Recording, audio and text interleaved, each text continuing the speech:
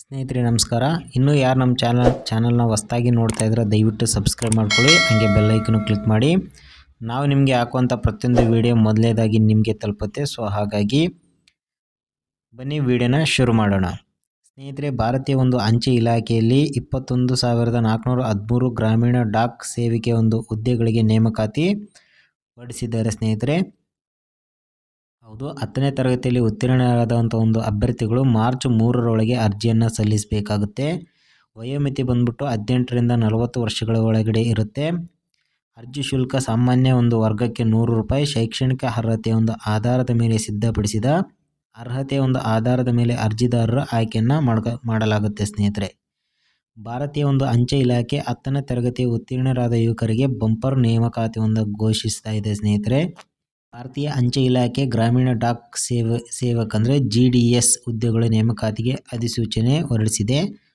ಒಟ್ಟು 21,413 ಹುದ್ದೆಗಳಿಗೆ ನೇಮಕಾತಿ ನಡೀತಾ ಇದೆ. ಈ ಒಂದು ಹುದ್ದೆಗಳನ್ನು ದೇಶದಲ್ಲಿ ವಿವಿಧ ಒಂದು ರಾಜ್ಯಗಳಲ್ಲಿ ಭರ್ತಿ ಮಾಡಲಾಗುತ್ತೆ. ಫೆಬ್ರವರಿ 10ರಿಂದ ಒಂದು ಅರ್ಜಿಯನ್ನು ಪ್ರಕ್ರಿಯೆ ಆರಂಭವಾಗುತ್ತೆ. ಸ್ನೇಹಿತರೆ, ಅರ್ಜಿ ಸಲ್ಲಿಸಲು ಕೊನೆಯ ದಿನಾಂಕ ಬಂದ್ಬಿಟ್ಟು ಮಾರ್ಚ್ 3 ಆಗಿರುತ್ತೆ.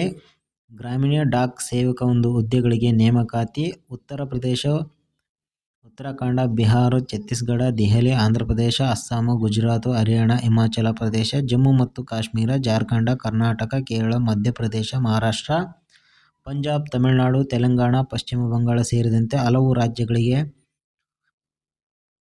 ಆಗಿದೆ. ಸ್ನೇಹಿತರೆ, ಉತ್ತರ ಪ್ರದೇಶಕ್ಕೆ ಅತಿ ಹೆಚ್ಚು ಹುದ್ದೆಗಳಿದ್ದು ನಂತರ ಸ್ಥಾನದಲ್ಲಿ ತಮಿಳುನಾಡು ರಾಜ್ಯಕ್ಕೆ ಬಂದಿದೆ. ಸ್ನೇಹಿತರೆ, ಅರ್ಜಿ ಸಲ್ಲಿಸಿದ ಅಭ್ಯರ್ಥಿಗಳು ಮಾರ್ಚ್ 6ರಿಂದ 8ರ ಒಳಗೆ ತಮ್ಮ ಒಂದು ನಮೂನೆಗಳಲ್ಲಿ ತಿದ್ದುಪಡಿಗಳನ್ನು ಮಾಡಬಹುದು. ಸ್ನೇಹಿತರೆ, ಇನ್ನು ಇದಕ್ಕೆ ರೂಲ್ಸ್ ಆ್ಯಂಡ್ ರೆಗ್ಯುಲೇಷನ್ಸ್ ನೋಡೋದಾದರೆ, ಅರ್ಜಿ ಸಲ್ಲಿಸುವ ಒಂದು ಅಭ್ಯರ್ಥಿಯು ಯಾವುದೇ ಮಾನ್ಯತೆ ಪಡೆದ ಮಂಡಳಿಯಲ್ಲಿ 10ನೇ ತರಗತಿಯಲ್ಲಿ ಉತ್ತೀರ್ಣರಾಗಿರಬೇಕು.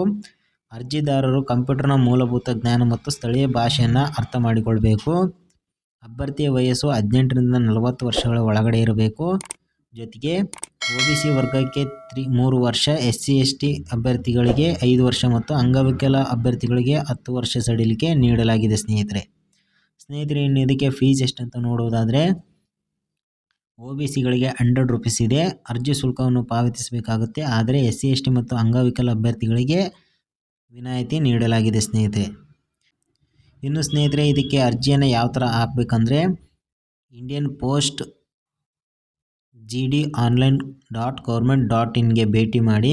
ಮುಖಪುಟದಲ್ಲಿ ಒಂದು ಅರ್ಜಿಯ ಲಿಂಕ್ ಇರುತ್ತೆ. ಸ್ನೇಹಿತರೆ, ಈಗಾಗಲೇ ನೋಂದಾಯಿಸಿ ಮತ್ತು ಅರ್ಜಿಯ ನಮೂನೆಯನ್ನು ಭರ್ತಿ ಮಾಡಿ ದಾಖಲೆಗಳನ್ನು ಅಪ್ಲೋಡ್ ಮಾಡಿ. ಸ್ನೇಹಿತರೆ, ಶುಲ್ಕವನ್ನು ಪಾವತಿಸಿ ಒಮ್ಮೆ ಕ್ರಾಸ್ ಚೆಕ್ ಮಾಡಿ ಸಬ್ಮಿಟ್ ಮಾಡಿ. ಸ್ನೇಹಿತರೆ, ಇನ್ನು ಆಯ್ಕೆಯನ್ನು ಯಾವ ಥರ ಮಾಡ್ತಾರೆ ಅಂದರೆ, ಶೈಕ್ಷಣಿಕ ಅರ್ಹತೆಯ ಒಂದು ಆಧಾರದ ಮೇಲೆ ಸಿದ್ಧಪಡಿಸಿದ ಒಂದು ಅರ್ಹತೆ ಆಧಾರದ ಮೇಲೆ ಅರ್ಜಿದಾರರು ಒಂದು ಆಯ್ಕೆಯನ್ನು ಮಾಡ್ತಾರೆ. ಸ್ನೇಹಿತರೆ, ಸೊ ನೋಡಿದ್ರಲ್ಲ ಸ್ನೇಹಿತರೆ, ಇವತ್ತಿನ ವಿಡಿಯೋದಲ್ಲಿ ಇಷ್ಟ ಆಗಿತ್ತು. ಈ ಒಂದು ವಿಡಿಯೋ ನಿಮಗೆ ಯೂಸ್ಫುಲ್ ಆಗಿದೆ ಅಂತ ಅನ್ಕೊತಾ ಇದ್ದೀನಿ. ಮತ್ತೆ ಮುಂದಿನ ವಿಡಿಯೋದಲ್ಲಿ ಸಿಗೋಣ. Thank you.